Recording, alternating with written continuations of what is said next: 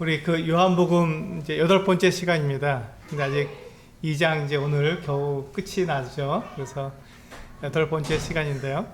우리 그 요한복음 8강 8번째 시간의 제목이요.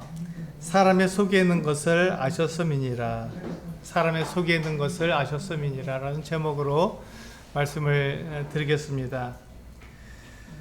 우리 본문은 요한복음 2장 13절에서 25절입니다. 기니까 우리 안 읽고요. 그냥 참조해 주시면 좋겠습니다. 제가 이 제목을 이렇게 택한 이유가 주님께서 왜 이 세상에 오셨냐 하는 것입니다. 하나님의 아들이시고 또 하나님의 사랑을 받는 그분이 또 이 세상의 모든 것을 창조하시고 사람을 지으신 그분이 왜 이 세상에 오셨냐 하는 것이죠. 이게 대단히 중요한 것입니다. 우리는 이 요한복음을 읽으면서 그리스도, 곧 메시아가 이 세상에 오셨다는 것을 분명히 알아야 합니다. 그런데 그분이 왜 오셨냐 하는 것이죠. 그리스도께서 오신 것이 분명한데, 그렇다면 그분이 이 세상에 오신 그 목적이 있고 그 이유가 있는데 왜 오셨냐 하는 것을 우리가 오늘 특별히 이 그 8번째 시간을 통해서 그 한 부분을 정확히 알 수 있을 거라고 생각이 됩니다. 요한복음 2장 13절에서 25절을 보시면요. 맨 처음에 예수님께서 6월절 전에 예루살렘으로 올라가신 일이 기록되어 있습니다. 예수님께서 왜 6월절에 예루살렘에 올라가셨냐 하는 것이죠. 우리 이것을 좀 생각해 볼 필요가 있습니다. 예수님은요, 유대인으로 이 세상에 태어나셨잖아요. 예수님 유대인이셨습니다. 유대인의 한 사람으로 한 가정에서 태어나셨죠. 그래서 사람이 되신 거예요. 그런데 예수님은 이 그 6월절이라고 하는 절기를 통해서 하나님을 예배하는 법을 알고 계셨습니다. 어떻게 하면 사람이 하나님을 나타낼 수 있을까? 하나님이 사랑이시며 그분을 사람을 통해서 그분이 나타낼 수 있는가 하는 것을 알고 계셨어요. 하나님께서 이스라엘 백성들에게 한 특권을 주셨는데 이 6월절 또 오순절 그리고 칠칠절이라는 세 절기에 사실 이 세 절기를 이렇게 연결하면 다 다른 절기하고 7절기하고 연결되어 있거든요. 그 이 세 절기에 이스라엘 백성들이 예루살렘에 모여서 하나님의 성전에서 예배드리도록 그렇게 말씀을 하셨습니다. 그 성경에 보면요, 많은 이스라엘의 그 선지자들이 또 믿음의 선진들이 성전이 세워진 이후에 예루살렘에 가서 절기를 지키는 이 일을 굉장히 사모한 것을 우리는 알 수 있습니다. 예수님도 여기서 보시면 그 이 절기 때 예루살렘에 올라가서 그 성전에서 예배 드리는 것을 기뻐하셨죠. 이것을 통해서 하나님을 예배하는 법을 알고 계셨기 때문입니다. 이것을 통해서 사람이 하나님을 어떻게 예배하는지를 알고 계셨던 것이죠. 그래서 이것을 즐거워하셨던 거예요. 기뻐하시고 기다리고 계셨고 그 절기를 기다리셨습니다. 그래서 이 6월절이 될 때 6월절 절기를 지키려고 이 갈릴리에서 유다에 있는 예루살렘으로 올라가신 것입니다. 그럼 우리가 이것을 통해서 우리가 알 수 있는 것이 무엇이 있습니까? 오늘날 우리가 배울 수 있는 교훈은 무엇입니까? 우리도 하나님을 예배하기 위해서 우리가 그 예배하는 그날을 우리가 기다리고 하나님께 예배하는 그것을 우리가 사모해야 한다는 것이죠. 주님께서 그렇게 하셨고 또 믿음의 선진들이 그렇게 그 예배를 사모하고 기다리고 그날이 되기를 굉장히 기뻐했던 모습처럼 우리 그 신약시대에 살고 있는 우리 그리스도인도 하나님께 예배하는 그 일을 우리가 정말 기다리고 또 기다리며 또 그날을 위해서 우리가 준비하고 또 이 예배를 드리러 하나님께 나와야 한다는 것입니다.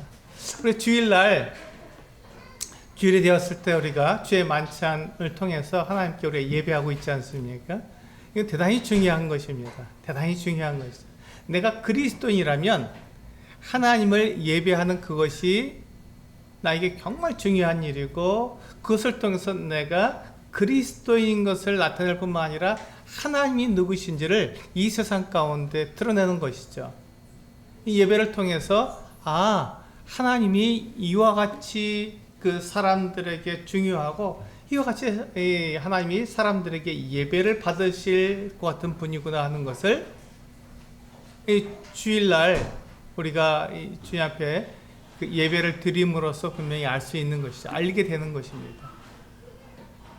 그래서 우리가 우리의 삶 속에서 이 예배가 우리들에게 정말 중요하다는 것을 우리 자신이 그렇게 고백하고 또 그 예배하러 주님 앞에 나오게 됨으로써 그것을 나타내는 것이죠. 주님께서 그 예루살렘의 유월절을 지키러 올라가신 것, 바로 그것이 우리들에게 동일한 하나님을 예배하는 그것이 얼마나 소중하고 귀한가 하는 것을 나타내는 것입니다. 그런데 그 사람들의 마음속에 무엇이 있냐면 하나님을 예배하기보다는 나를 즐겁게 하고 나를 기쁘게 하고 내가 그 최고가 되고자 하는 그 같은 마음이 있습니다. 그러니까 하나님을 예배하는 것보다는 내가 더 중요하다는 것을 우리는 늘 생각하게 되는 것이죠. 그래서 하나님을 예배하기보다는 내가 어떻게 하면 즐거워지는가 하는 것을 생각하는 것입니다. 그것을 우리 주님께서 아셨다는 것이죠. 사람의 속에 있는 것을 주님은 아셨던 것이에요. 그럼에도 불구하고 주님께서 사람의 속에 무엇이 있는 것을 아시면서도 사람들을 향해서 주님이 희생하신 것이죠. 그게 오늘 전체 내용입니다. 오늘 여러분에게 드릴 내용이죠. 여기 보시면 예수님께서 이 예루살렘에 올라가시고 그리고 이 성전에 들어가셔서 예배를 드리려고 하실 때 사람들의 모습을 보셨습니다. 사람들이 어떤 모습이었나요? 우리 그 14절부터 보시면 이렇게 말씀하고 있습니다.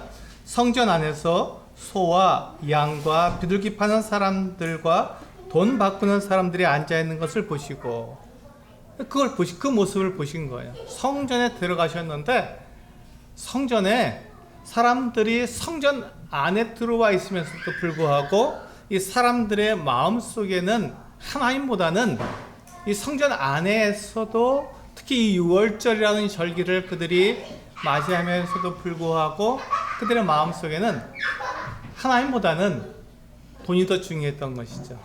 돈을 어떻게 하면 더 벌 수 있을까? 이 지금 성전에 오는 사람들을 통해서 내가 어떻게 돈을 더 벌 수 있을까 하는 생각을 가지고 있었던 거죠. 그게 사람의 속에, 사람들의 마음 속에 그대로 들어있었던 것입니다.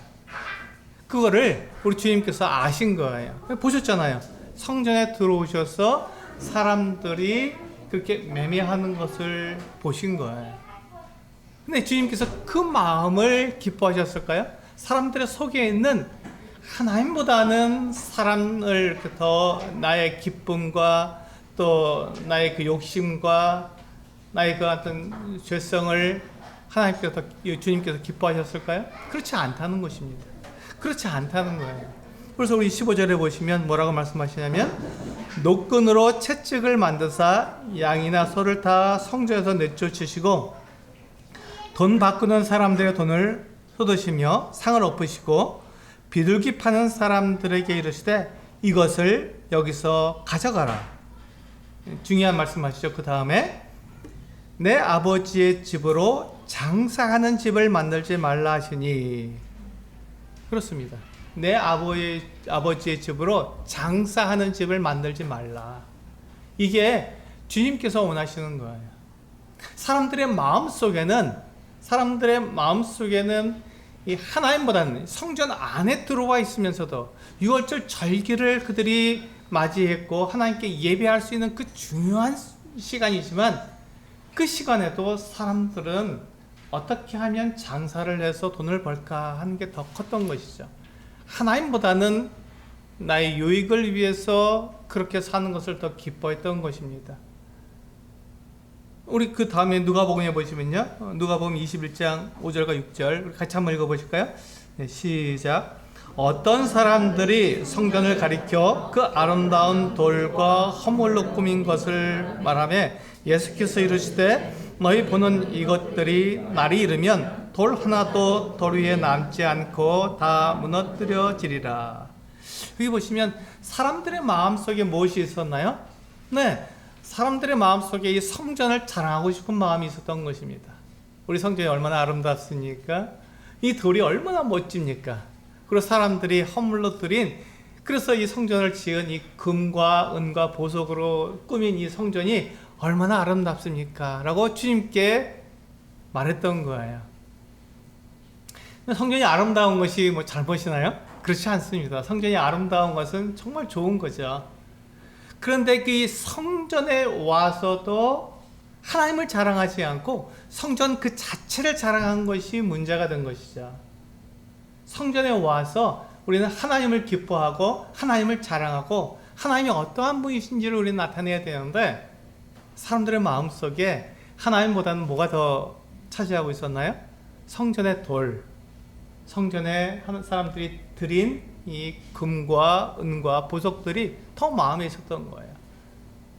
하나님은 온갖 데 없고, 그와 같이 사람들의 눈을 즐겁게 하는 이 성전의 아름다움이 사람들의 마음에 가득했던 것이죠. 그때 주님께서 뭐라고 말씀하십니까? 16절에 보니까, 아니 6절에 보니까, 너희 보는 이것들이 날이 이르면 돌 하나도 돌 위에 남지 않고 다 무너뜨려지리라. 이게 그대로 이 말씀대로 다 이루어졌죠. AD 70년에 로마의 타이터스 장군, 그 장군의 휘하에 있는 그 부하들이 성전에 불을 질렀습니다. 그리고 이 성전에 녹아내리는 금을 캐기 위해서 돌을 갖다 다 뒤집어낸 거죠. 돌 하나도 돌 위에 놓이지 않고 다 무너져서 거기서 금을 다 뽑아간 거예요. 녹아내리는 금을 다 뽑아간 거예요. 그리고 성전에 있는 모든 기물들을 다 옮겨갔습니다. 이 성전이 완전히 다 무너져 버린 거예요. 그리고 예루살렘 성도 무너져 버렸습니다. 이 일이 그대로 이루어진 거예요. 사람들은 이 성전을 보고 거기에서 만족을 누렸습니다. 하나님으로 만족을 누린 게 아니라 성전의 그 아름다움으로 만족을 누린 거예요. 편안하고 좋으니까요. 성전 자체가 그들에게 이게 지금 제2성전이거든요. 예수님 당시에 이 성전은 제2성전입니다. 솔로몬이 지은 성전이 아니고 그 다음에 바벨론에 끌려갔다가 다시 돌아온 수룹바벨에 의해서 지어진 제2성전입니다. 근데 수룹바벨이 지을 때 굉장히 초라했잖아요. 작았습니다. 솔로몬에 비해서 굉장히 작은 성전이었어요. 조그맣고 초라했습니다. 그런데 그것을 헤롯이 자기가 이두메 사람이니까 자기가 왕이 될 수 없는데 유대의 왕이 되었어요. 그것을 사람들에게, 유대인들에게 달래려고 이 초라한 수룹바벨 제2성전을 지대를 넓혀버리고 거기에 아름다운 돌을 막 집어넣어서 증축했습니다. 굉장히 멋지게 지어버린 거예요. 이 작은 성전, 보잘것없이 초라한 그 성전을 정말 막 크고 멋지게 바꿔버린 것입니다. 그게 제2성전. 그리고 예수님 당시에도 그것이 다 끝나지 않고 이게 무너지기 바로 전에 60 몇 년도에 끝났는데 70년대에 무너졌으니까요. 다 짓자마자 바로 무너진 거예요. 사람들이 이 성전에서 하나님을 바라보지 않고 성전을 자랑하니까 주님께서 말씀하신 것처럼 돌 하나도 돌 위에 놓이지 않고 다 무너지리라 하신 그 말씀이 그대로 다 이루어지게 된 것입니다. 이 주님께서는 사람들의 속에 무엇이 있는지, 사람들의 마음 속에 무엇이 있는지 아셨어요. 그래서 이 세상에 사람으로 오신 것입니다. 사람의 마음 속에 뭐가 있나요? 지금 여기서 보신 것처럼 사람들의 마음 속에 하나님과 함께 있으면서도, 성전에 있으면서도 장사를 한 거예요. 소도 팔고 양도 팔고 비둘기도 팔고 돈도 바꿔주고 이런 일들을 한 것입니다. 그러니까 예배가 없었던 것이죠. 예배는 그냥 이렇게 형식적으로 드리고, 형식적으로 예배를 드리고, 그들은 얼른 와서 뭘 해야 되죠? 장사를 해야 됐습니다. 그래서 돈을 많이 남겨야 됐어요. 이 절기 때가 그들이 돈을 많이 벌 수 있는 좋은 기회였기 때문에 사람들이 무지무지하게 많이 몰려오거든요. 하나님께 예배드리러. 근데 이 멀리서 오는 사람들이 어떡합니까? 양을 못 갖고 오잖아요. 소를 못 갖고 오잖아요. 비둘기를 못 갖고 오니까 그들이 거기서 팔아야죠. 이들이 갖고 있는 돈을 두로 돈으로 바꿔야 했습니다. 그래서 성전에 드려야 되기 때문에 이들 돈도 바꿔야 됐습니다. 그러니까 이게 많이 거기서 이 사람들이 가서 돈을 바꿔주고 또 이 짐승을 팔면은 돈이 많이 남는 거예요. 많이 남습니다. 어마어마한 숫자가 거기서 이 같은 장사를 해야 될 거기서 그 매매를 할 수밖에 없으니까.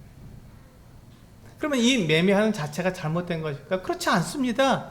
이건 그들에게 편의를 제공해 주니까 예배를 잘 드릴 수 있도록 하니까 좋은 일이죠. 근데 그것을 어디서 해야 되죠? 성전 밖에서 해야 되죠.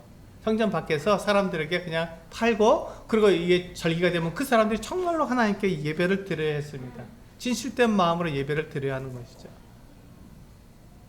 그런데 그들은 그렇게 하지 않고 성전 안에서 매매를 했던 거예요. 그래서 하나님보다는 자기의 유익, 자기의 기쁨을 더 나타냈던 것이죠. 그것을 우리 주님이 보시고 아셨던 거예요. 그래서 그것들을 다 내쫓으라고 말씀하셨던 것이죠. 우리 창세기 6장 5절 말씀을 같이 한번 읽어보시겠습니다. 시작. 여호와께서 사람의 죄악이 세상에 가득함과 그의 마음으로 생각하는 모든 계획이 항상 악할 뿐임을 보시고. 여기 보세요. 이 사람의 이 악한 마음, 그 마음 속에 있는 욕심과 죄악은요, 오늘날 갑자기 생긴 게 아닙니다. 예수님 당시에 갑자기 생긴 게 아니에요. 언제부터 됐다고요? 처음부터. 창세기의 기록이 지금 되어 있잖아요. 그러면 그 사람의 마음 속에 뭐가 있다고요? 네. 그 마음으로 생각하는 모든 계획이 항상 악할 뿐이라는 것이 이미 하나님께서 아신 거예요. 사람의 마음 속에 이와 같은 것이 있다는 것을 이미 아신 거예요. 아담과 하와가 하나님의 그 말씀을 무시하고 자기들의 이익을 위해서 그 선과 악을 알게 하는 나무의 열매를 따먹을 때 이미 그들은 하나님을 떠나서 하나님 없이 내 마음대로 살겠다고 하는 그 같은 마음을 가진 거잖아요. 그래서 이 사람의 마음 속에 이와 같은 욕심, 사람의 마음 속에 있는 하나님을 무시하는 이와 같은 죄악, 그것이 사람의 마음 속에 있는 것을 하나님이 이미 아셨던 거예요. 언제부터? 처음부터 이와 같은 사람의 마음을 하나님이 아셨던 것이죠. 우리 마가복음 한번 볼까요? 예수님이 뭐라고 친히 말씀하시는 거잖아요. 예수님께서 또한 뭐라고 말씀하셨나? 우리 마가복음 말씀 한번 읽어보겠습니다. 마가복음 7장 21절에서 23절입니다. 같이 읽어보겠습니다. 시작. 속에서 곧 사람의 마음에서 나오는 것은 악한 생각, 곧 음란과 도둑질과 살인과 간음과 탐욕과 악독과 속임과 음탕과 질투와 비방과 교만과 우매함이니 이 모든 악한 것이 다 속에서 나와서 사람을 더럽게 하느니라. 사람의 마음속에 있는 게 뭐라고요? 악한 것이 있다고요. 사람의 마음속에 하나님이 들어있고 거룩한 것이 들어있다면 하나님의 아들이 이 땅에 사람으로 오실 이유가 없었죠. 그들은 그 자체로 거룩하니까요.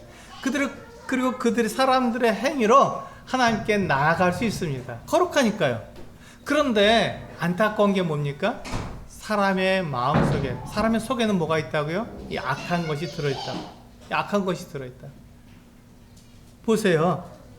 우리 주님께서 친히 하신 말씀인데 사람의 마음에서 나오는 것은 뭐라고요? 악한 생각, 곧 음란과 도둑질과 살인과 간음과 탐욕과 악독과 속임과 음탕과 질투와 비방과 교만과 우매함이다.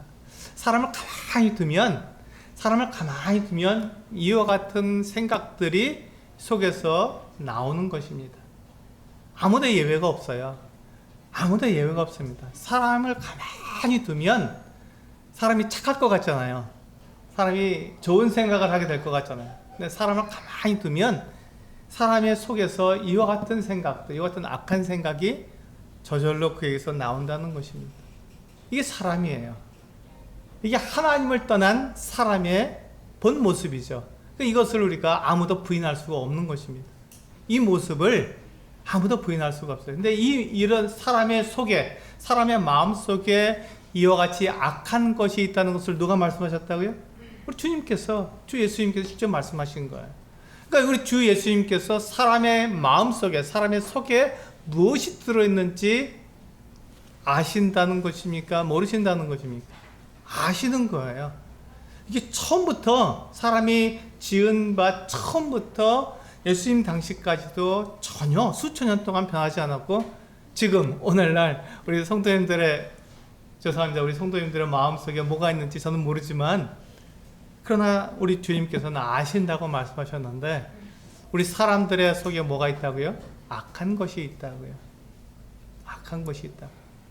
근데 이것을 옆에 있는 다른 사람들을 보지 마시고 내 자신만 들여다봐도 이것이 사실이고 진실인 것을 우리는 그냥 고백할 수밖에 없잖아요. 어린아이라고 해서 이런 마음이 없을까요? 아니에요. 엄마 뱃속에 있는 그 아이도 거기서 고집 부리고 앙탈을 부리고 그렇게 하는 게, 요즘은 그 왜 3D로 이렇게 칼라로다가 엄마 뱃속에 있는 아이를 다 찍어서 보여줍니다. 아이 움직이는 모습을 보여주는데, 이 아이가 가만히 있지 않은 거예요. 어떻게 하든지 자기한테 불편하면 엄마를 막 발로 차고, 어떻게 하든지 자기가 편안해지려고 그 엄마 뱃속에서도 온갖 몸부림을 치는 게 아이의 모습입니다. 그리고 노인이면 이런 마음이 없어지고 다 여유 있게 될까요? 그렇지 않잖아요. 우리 그거 너무 잘 알잖아요.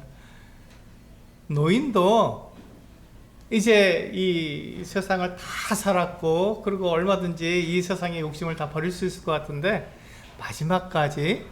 마지막으로 사람이 죽을 때까지 이 욕심을 버리지 않는 게 사람입니다. 젊은이는요? 젊은이는 어떻습니까? 예, 이 세상에서 더 잘 살아야죠.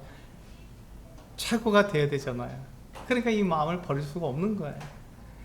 남녀노소 그 누구라도 이 하나님께서 말씀하신 이 사람의 속에 있는 이 악한 것에서 벗어날 수 있는 사람이 없습니다. 예수님 그것을 아신 거예요.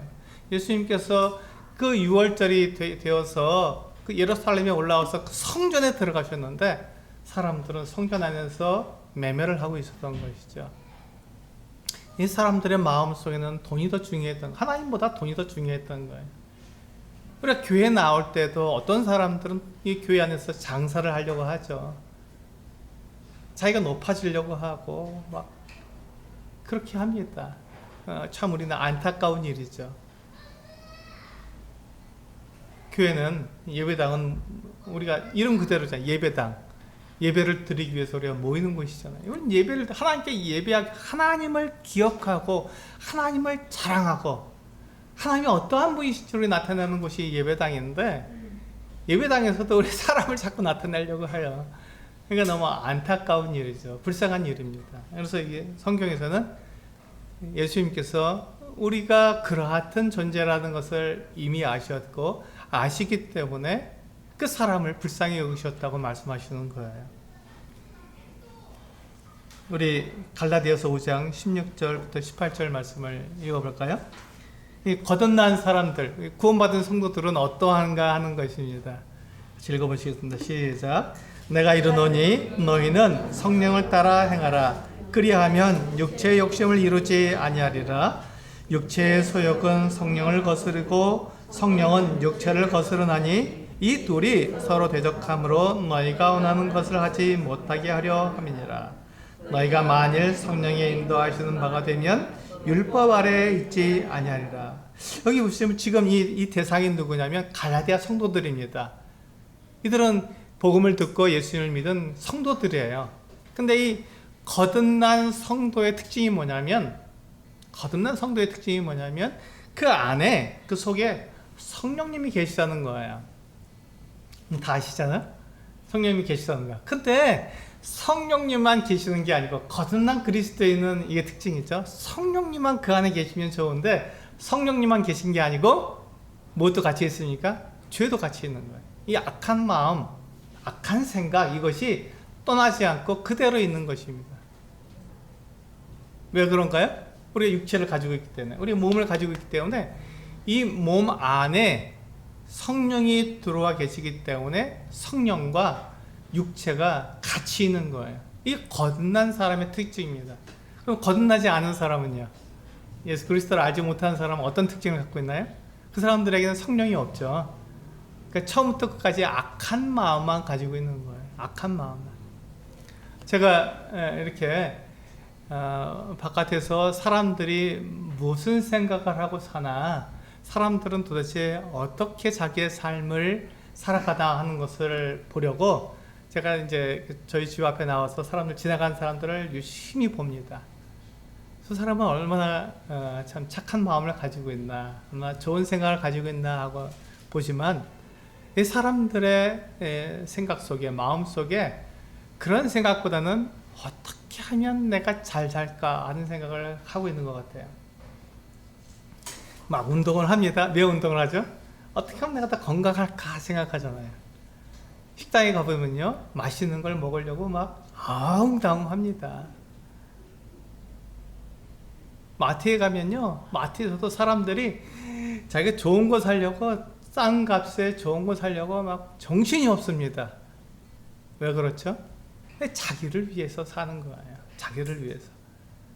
여러분, 어디에 가서 보든지 사람들이 살아가고 있는 그 모습을 가만히 보시면 사람들이 결코 다른 사람을 위해서 살지 않고 자기를 위해서 사는 것을 분명하게 볼 수 있을 것입니다.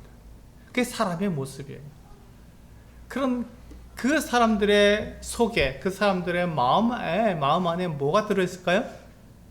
악한 생각이 들어있다는 것입니다. 하나님 없이 이 악한 생각이라는 게요, 우리가 막 다른 사람을 죽이고 거짓말하고 이런 게 아니잖아요. 이 악한 생각이라는 것을 딱 한마디로 말하면 하나님 없이 내가 왕이 되려고 하는 것, 내가 최고가 되려고 하는 것을 악한 생각이라고 말합니다. 우리 사람은 그렇게 지어지지 않았어요. 사람은 하나님을 나타내도록 하나님의 형상대로 지은 바 된 같은 존재들이잖아요. 그러니까 우리는 어떻게든지 하나님과 함께 살아야 되는데, 어떻게든지 우리가 하나님을 나타내야 되는데, 그것이 우리가 가지고 있는 착한 생각, 좋은 생각이죠. 그게 우리의 원래의 모습, 우리가 지어진 그 목적대로 사는 거니까요.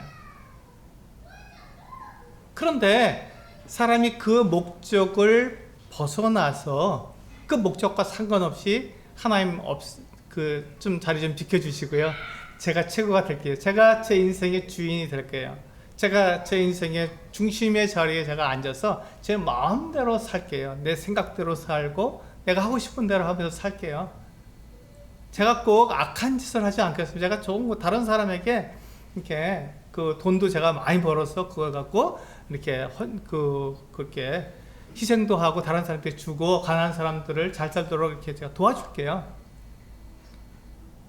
그런데 여기에 누가 없다고요? 하나님이 없는 거예요. 하나님 없이 자기가 최고의 삶을 최고가 되어서 살려고 그렇게 애를 쓰는 거예요. 이게 바로 악한 생각이라고 말을 하는 것입니다. 여기 이렇게 컵이 있잖아요.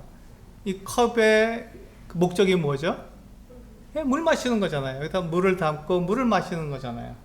그래서 이 목적이, 용도가 정확하게 사용돼야 되는데, 그렇게 위해서 요만하게 우리가 물을 담고 마실 수 있도록 이렇게 만들었잖아요. 이 모양으로. 그럼 사람은 왜 이 모양을 만들었죠? 왜 이런 모습으로 사람을 만들었나요? 이게 하나님을 나타낼 수 있도록 이런 모습으로 나타낸 거예요. 이런 모습을 한번 가보세요. 사람들이 다 똑같은 모습을 갖고 있잖아요. 저도 이제 세계 여러 나라들을 다녀봤는데, 가서 보면 다 똑같이 생겼더라고요. 사람이 다 똑같이 생겼어요. 왜 사람은 다 똑같이 생겼을까? 이 모습을 가지고 하나님을 나타내도록, 그 마음 안에 하나님을 모시고 살아가도록 이렇게 하나님께서 우리를 이렇게 만드신 거예요. 짐승처럼 만들지 않고 사람으로 만드신 거잖아요. 그래서 우리는 착한 생각, 하나님을 이 세상 가운데 사람들에게 나타내는 그 같은 삶을 살아야 합니다. 그런데 그렇지가 못하다는 것이잖아요. 사람이 안에 성령님이 계시고 우리 육체가 있기 때문에, 거듭난 사람도 그게 특징인데, 성령님을 모시고 있고 육체가 함께 있는 것이 이 거듭난 사람의 특징인데, 여기 보세요. 뭐라고 되어 있죠? 너희는 성령을 따라 행하라고. 그러면 육체의 욕심을 이루지 않을 것이라고 말씀해 주고 있는 거예요. 그것은 무엇입니까? 거듭난 우리 그리스도인들에게 두 마음이 있다는 것이죠. 우리 성령을 따라 행할 수도 있고 육체를 따라 행할 수도 있는 것입니다. 우리에겐 두 영이 다 있는 거예요. 그래서 성령의 인도하심을 받으면 하나님을 기뻐하시는 삶을 살게 되겠죠. 내가 주인이 아니라 하나님이 주인 된 것을 나타내고 하나님을 어디에 가든지 하나님을 나타내는 것 같은 사람이 되겠죠. 나는 나타내지 않고 하나님만 나타내는 것 같은 사람이 될 것입니다. 그게 성령께서 우리 안에서 일하시는 모습이죠. 그런데 우리가 육체를 따라 살아가는 게 더 쉽습니까? 아니면 성령을 따라 사는 게 더 쉽겠습니까? 생각해 보세요. 우리는 육체를 따라 사는 게 훨씬 쉽습니다.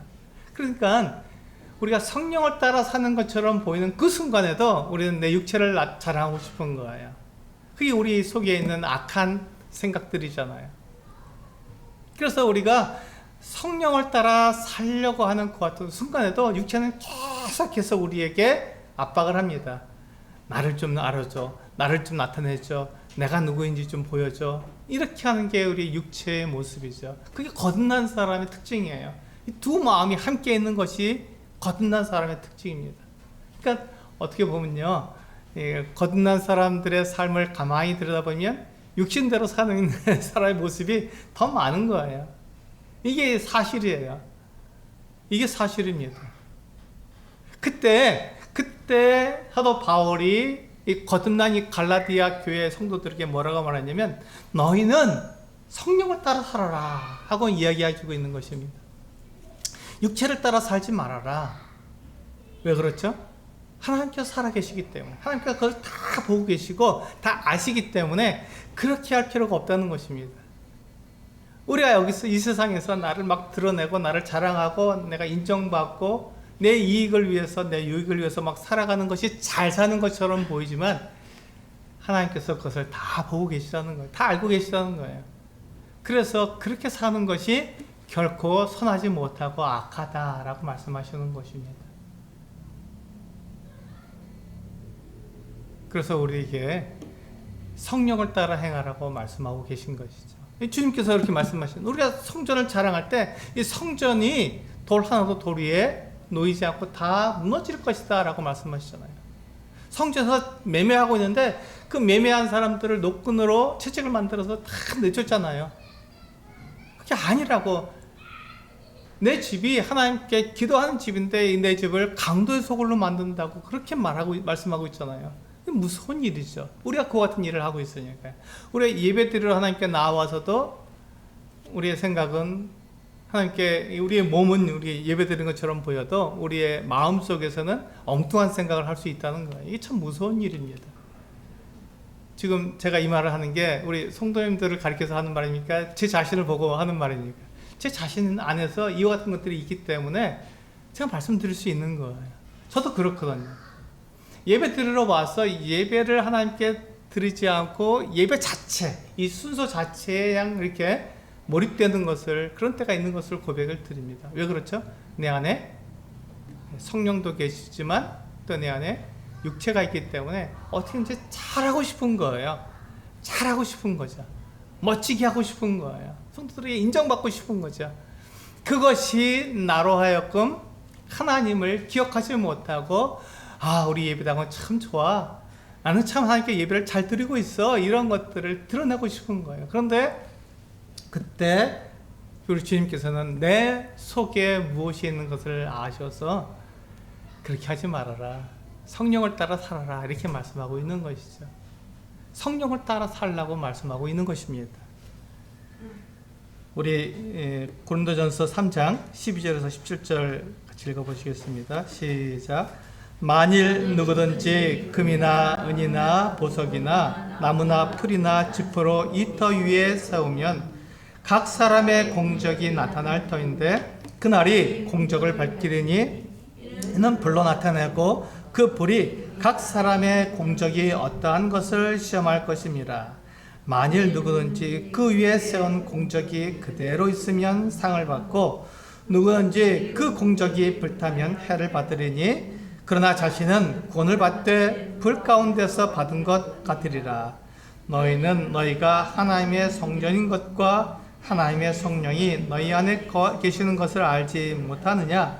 누구든지 하나님의 성전을 더럽히면 하나님이 그 사람을 멸하시리라. 하나님의 성전은 거룩하니 너희도 그러하니라. 여기 보시면 16절과 17절을 먼저 보셔야겠죠. 16절과 17절을 보시면 너희는 하나님의 성전이라고 말씀하고 있는 거예요. 우리 자신이 하나님의 성전이라고 말씀하고 있습니다. 그래서 우리 성전, 성전된 우리 몸으로 어떻게 하라고요? 하나님을 예배하라고요. 우리는 예배자로 부르심을 받은 거잖아요. 그래서 우리는 그렇게 예배를 드리라고요. 그래서 하나님의 성전은 거룩하니 너희도 그러하니라. 우리도 거룩한 하나님의 성전이라는 것입니다. 거듭났기 때문에. 하나님이 예수 그리스도의 피로 우리를 이미 거룩하게 하셨기 때문에 우리는 거룩한 그 같은 성전이잖아요. 우리 몸이, 우리 자신이. 그런데 내가 이 거룩한 성전임에도 불구하고 이 성전 안에서 하나님을 기억하기보다는 뭘 기억한다고요? 나를 자꾸 기억한다고. 내가 멋있죠? 내가 예배를 잘 드리고 있죠?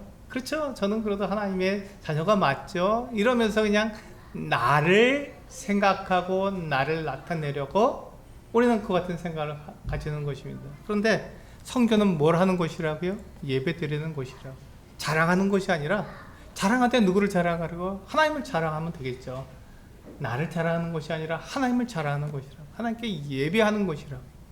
그래서 우리는 예배하는 자가 되어야 되는데, 지금 이 성경 구절에서 뭘 말씀하고 있습니까? 예수께서는 우리 사람의 속에 무엇이 있는지를 아신 거예요. 우리 한번 볼까요? 우리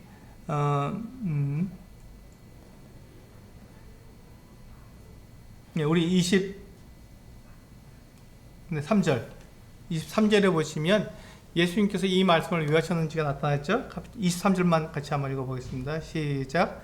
6월절에 예수께서 예루살렘에 계시니 많은 사람이 그의 행하시는 표적을 보고 그의 이름을 믿었으나.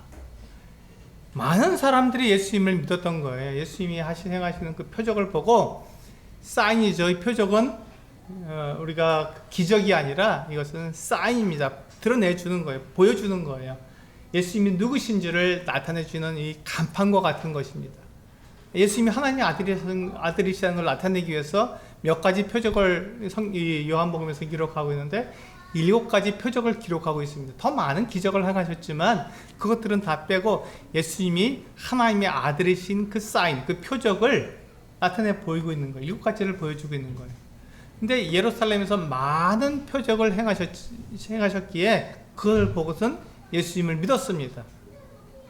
대단하죠? 예수님을 믿었으니까. 그런데 그 뒤에 24절에서 뭐라고 말씀하셨냐면, 예수는 그의 몸을 그들에게 의탁하지 아니었으니 이는 친히 모든 사람을 아십니다. 의탁하지 않으신 거예요. 의탁하다는 것을 헬라어는요, 우리가 믿다 하는 피스티오라는 말을 썼는데, 이건 믿는다는 것입니다. 예수님께서 사람들을 믿지 않으셨다는 거예요. 왜냐하면 25절에 나와 있죠. 사람들의 속에 무엇이 있는지를 아시기 때문에. 그러니까 사람들을 믿지 않으신 거예요. 예수 그리스도는 사람들을 사랑하셨지만 그들을 믿지는 않으셨습니다. 왜요? 사람들이 얼마든지 그 마음이 바뀔 수 있는 것을 아셨기 때문에, 사람의 마음 속에 무엇이 있는지를 아셨기 때문에 그렇습니다. 우리 거듭난 그리스도인들이 성전이잖아요. 거룩하잖아요. 예수 그리스도의 피로 이미 거룩해졌잖아요. 하나님의 성전은 거룩하고 너희도 거룩하다라고 우리 고린도전서 3장에서 이렇게 말씀하고 있는데, 우리는 거룩합니다. 그래서 우리는 거룩해요. 우리 하나님께 예배드리러 이렇게 주일날 나옵니다. 그런데 사람의 속에 무엇이 있는지 예수님께서 아셨기 때문에 사람들을 믿지 않으셨어요. 믿지 않으셨지만 사람들을 끝까지 사랑하셨습니다. 이게 예수님의 모습이에요. 우리가 기억해야 될 예수님의 모습은, 예수님이 우리의 속에 무엇이 있는지를 아시면서 우리를 사랑하신다는 것입니다. 우리 고린도전서 3장 12절부터 15절까지 보시면 하나님께서 사람들을 심판하신다는 거예요. 사람들의 마음속에 무엇이 있는지를 공공연하게 다 드러내 주신다는 거죠. 지금은 아시는 거예요. 하나님께서 아셔요. 근데 저는 우리 성도님들의 마음속에 무엇이 있는지 모릅니다. 우리 성도님들 제 마음속에 뭐가 있는지 아시나요? 모르잖아요. 우리는 알 수가 없습니다. 그런데 마지막 날에 하나님께서 공공연하게 사람들의 마음속에 무엇이 있는지를 드러내시는 거죠. 그때 어떻게 드러내신다고요? 불로서 시험하시는 거예요, 사람들을. 그때 어떤 사람들은 금과 은과 보석 같은 것으로 짓고 예수 그리스도의 터 위에 짓고, 어떤 사람들은 나무와 풀과 짚으로 예수 그리스도의 터 위에 짓습니다. 근데 불로 그 공력을 시험하게 되면 어떻게 되죠? 나무와 풀과 짚은 다 불이 타서 없어져 버리잖아요. 남지 않죠. 근데 금과 은과 보석은 남지 않습니까? 그래서 그 사람이 불로서 시험해 볼 때 그 사람의 마음속에 무엇이 있는지, 정말 예배를 하나님을 기억하고 하나님을 예배하고 있는지, 그 사람의 마음속에 이 악한 생각, 하나님을 버리고 자기를 나타내려고 하는 이 어떤 악한 생각이 있는지 요한복음 3장에서 분명하게 우리를 시험하신다고 말씀하고 있습니다. 마지막 때에 이루어질 일이에요. 우리 마지막 때 우리의 공공연한 우리 마음속에 있는 것이 다 드러나게 될 것입니다. 자, 근데 감사하게도요, 하나님께서 우리를 구원하시되 불 가운데서 우리를 구원하신 것처럼 구원하신다는 것입니다. 우리 구원은 잃어버리지 않습니다. 우리가 나무와 풀과 짚으로 건물을 지어도 우리의 구원은 잃어버리지 않아요. 이게 감사한 것이죠. 그런데 우리가 우리의 마음속에, 거듭난 그리스도인의 마음속에 무엇이 있는지가 결국 드러나게 될 터인데 부끄럽다는 것이죠. 내가 나무와 풀과 짚으로 지으면 얼마나 부끄럽겠어요. 금과 은과 보석으로 지으면 그것이 나무니까 얼마나 자랑스럽겠습니까? 하나님 앞에 영광이 되는 것이죠. 이것을 우리 주님께서 우리에게 그대로 드러내신다고 우리에게 말씀해 주고 있는 것입니다. 네, 우리 요한복음 13장 1절을 보시고 마치도록 하겠습니다. 같이 한번 읽어보시겠습니다. 시작. 6월절 전에 예수께서 자기가 세상을 떠나 아버지께로 돌아가실 때가 이른 줄 아시고 세상에 있는 자기 사람들을 사랑하시되 끝까지 사랑하신다. 끝까지 사랑하신다.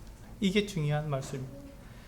예수님께서 이 사람들의 속에 무엇이 있는지를 정확히 아시고 그 사람들의 마음속에 악한 생각이 있는 것을 다 아시지만 어떻게 하신다고요? 사랑하시되 끝까지 사랑하신다는 것입니다.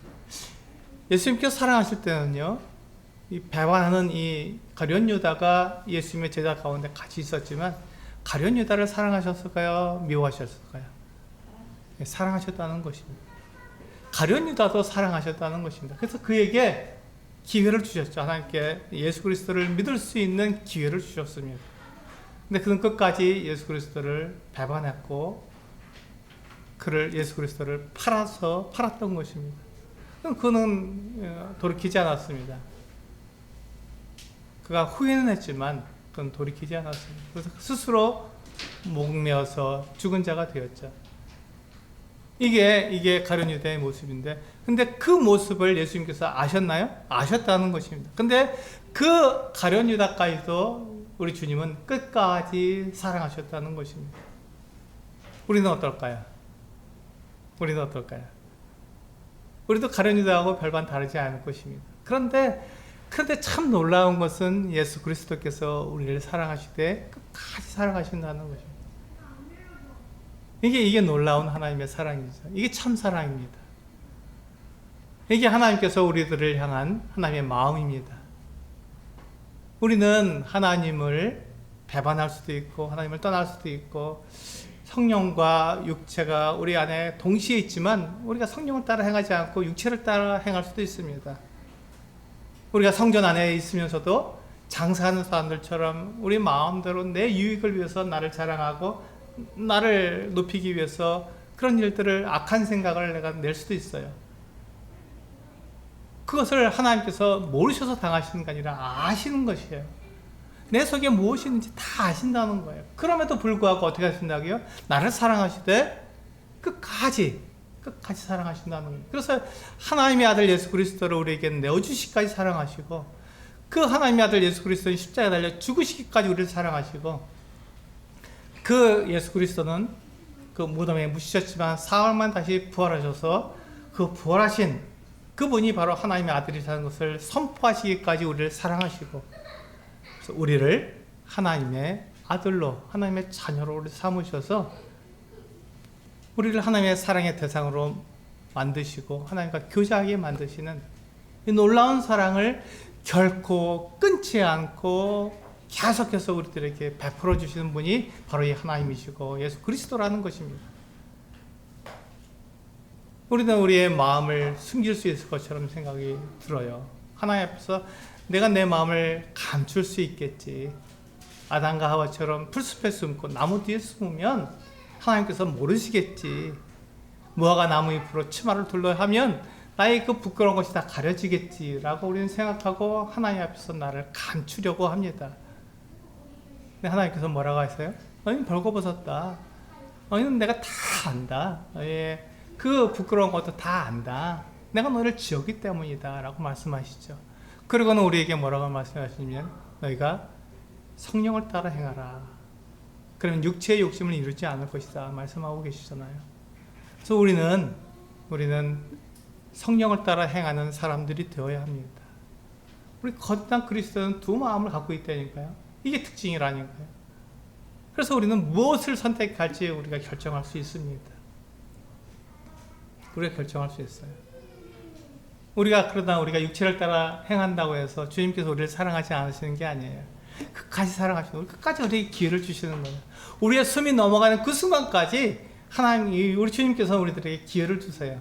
하나님을 사랑할 수 있고 하나님을 자랑할 수 있는 기회를 우리에게 주시는 거예요. 그래서 마지막에 하나님께서 우리를 시험하십니다. 불과 불로서 시험하시는 거죠. 그래서 금과 은과 보석이 남아있기를 원하시는 거예요. 나무와 풀과 짚으로 우리가 건물을 지어서도 그래도 그 사람을 구원하십니다. 이게 하나님의 사랑이에요. 끝까지 우리를 사랑하시는 사랑입니다. 이 사랑을 받은 우리가 어떻게 해야 될까요? 이 사랑을 입은 우리는 어떻게 해야 될까요? 이 땅에 살아가는 우리가 어떻게 해야 될까요? 우리가 성전 안에 있으면서 나를 나타내기에 바쁜 어떤 악한 마음을 드러내야 될까요? 아니면 우리 하나님을 내가 자랑하는 하나님의 예배자로서의 삶을 살아야 할까요? 이것이 우리가 오늘 선택해야 될 것 같은 내용입니다. 오늘 우리 요한복음 2장 13절에서 25절에서 예수 그리스도께서 우리들에게 도전하고 있는 말씀입니다. 우리는 어떻게 해야 될까요? 이것을 오늘 결정하시고 정말 하나님 앞에서 내가 바르게 살아가는 우리 성도님들 되시기를 원합니다. 기도하시겠습니다.